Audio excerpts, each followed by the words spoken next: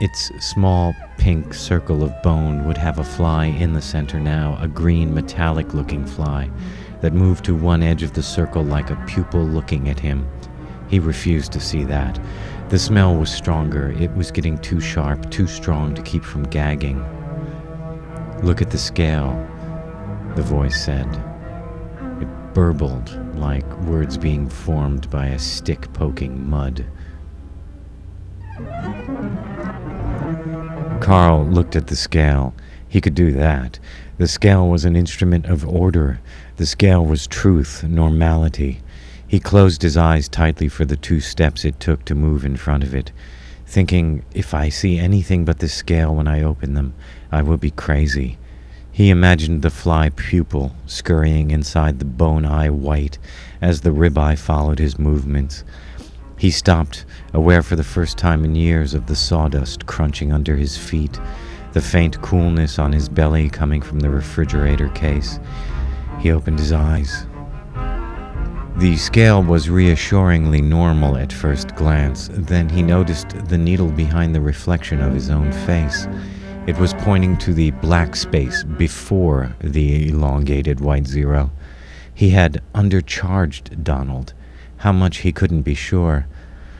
The idea enraged him. He had always prided himself on accuracy. This was the second time in as many days that he had been wrong. He felt a wave of nausea.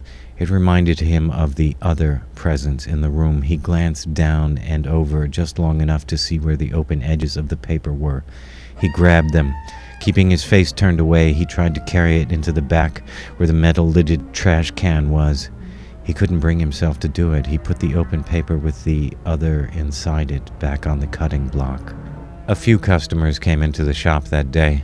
Carl opened all the windows but could still smell the ribeye. The odor actually seemed to get worse when a customer entered. No one mentioned it. Carl thought they were being too polite to let their noses curl up. Miss Drassich came in for her sausage order. Carl began to assess her broad hips and small feet, but had difficulty remembering what that said about a person. The smell of putrefaction unnerved him, distracted him from his comforting ritual of taxology, made him vulnerable. He hurried people out of the store as quickly as he could without acting too suspiciously. He closed early, even though it would be fodder for the gossip trough at the barber shop come Saturday. In 20 years, he had never closed before 6 p.m. It was 5:50.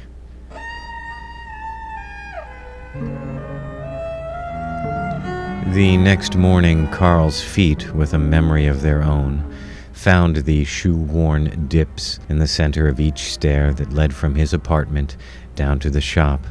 He began the opening ritual, but did so while breathing through his mouth so he wouldn't smell the smell he hoped was gone. This seemingly insignificant change to his routine seemed to throw everything off. He unlocked the front door but didn't flip the sign to open. He checked the register till but forgot to turn the heat up. He was behind the counter when he accidentally drew rancid air in through his nostrils.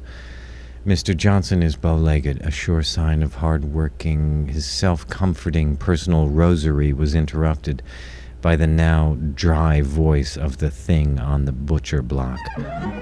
"Look at me," it said. This was not a command. There wasn't the force of anger in the tone.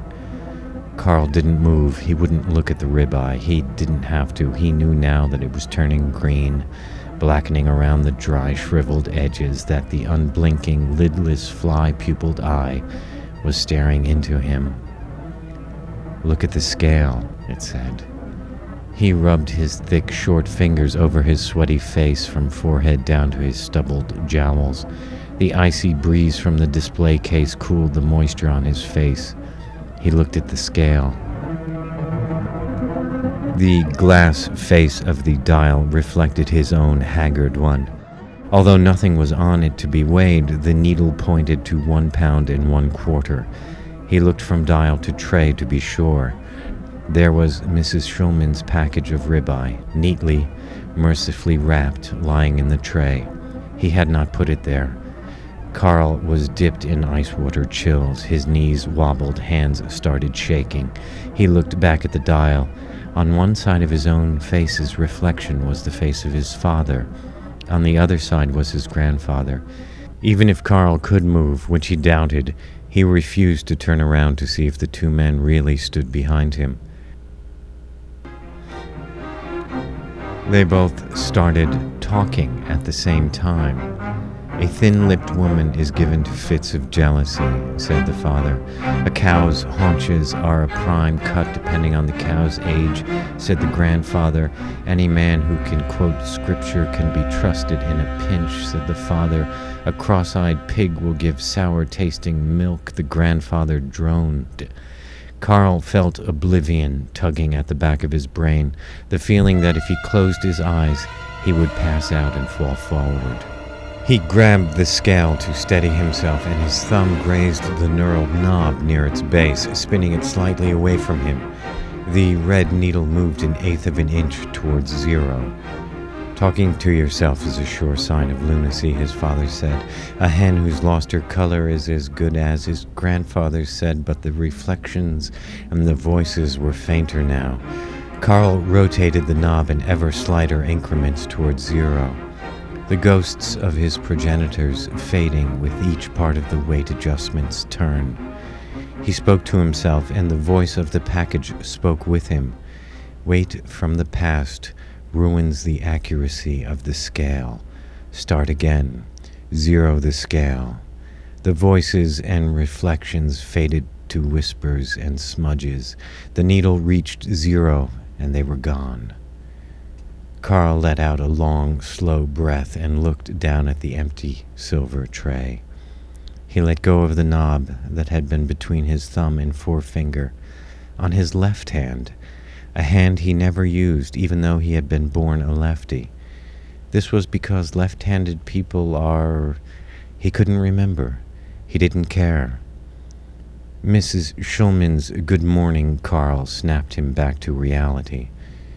She entered the store with her tiny little afraid to leave the ground too much old lady steps. She was a bit hunched over, but spry for her age. Carl looked at her as if he had never seen her before in his life.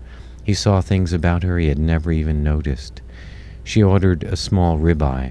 Carl took one out of the display case. He weighed it, 1 1/4 pound, wrapped it, rang it up, and checked the scale as he handed her the change. It was at 0.